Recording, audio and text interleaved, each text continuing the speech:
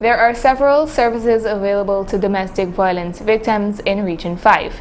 Details in this report. Violence against men, women, and children is a violation of their human rights and is punishable by the judicial system when reported to the relevant authorities.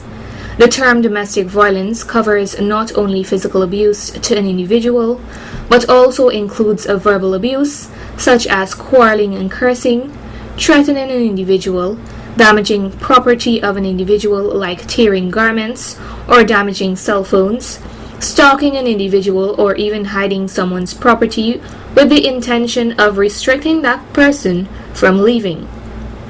Since the stay-at-home measures were implemented due to the coronavirus pandemic, the amount of reported domestic violence cases have increased tremendously.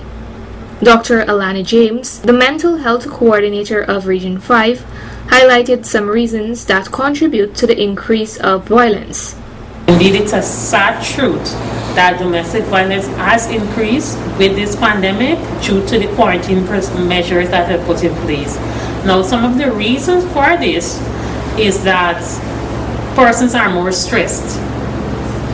Maybe it's financial stress, as I mentioned before, or maybe it's the fact that you now have to, as a mother, have to find all the things that the family needs, but you might be receiving less income.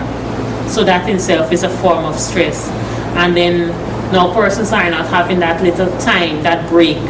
If, for example, there is an issue, and then in the morning I leave for work, well, that issue, we kind of forget about it. But now we're both home, and so whatever issue, it can just escalate. And so that is one of the reasons why we can get an increase in domestic violence. There is no valid reason to abuse an individual, even if that person is your child or your spouse. Dr. James revealed the services that are available in Region 5 to assist domestic violence victims. There's always been some support available for those women, and even now those sources are available locally. We know of help and shelter.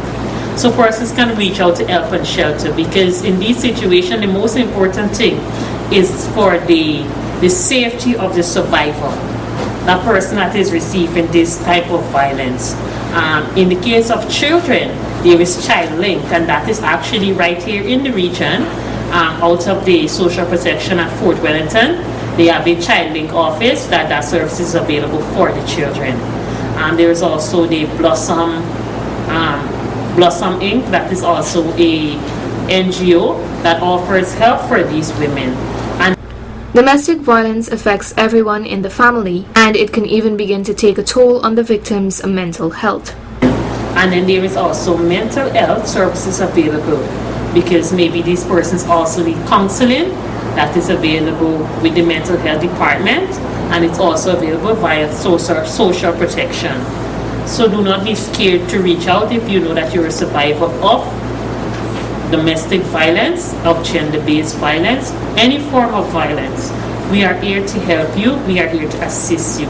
Many persons tend to stay in the situation because they're not aware of their rights that they might have.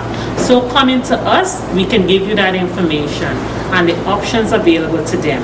So reach out to us and allow us to help you as you go through this.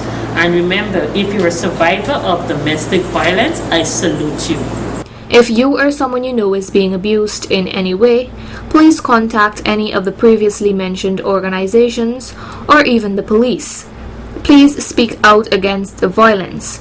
There are systems in place to protect you, the victim, from your abusers, and there are also measures that can be implemented so that both the victim and perpetrator can seek counseling. Narima Ali, Channel 8 News.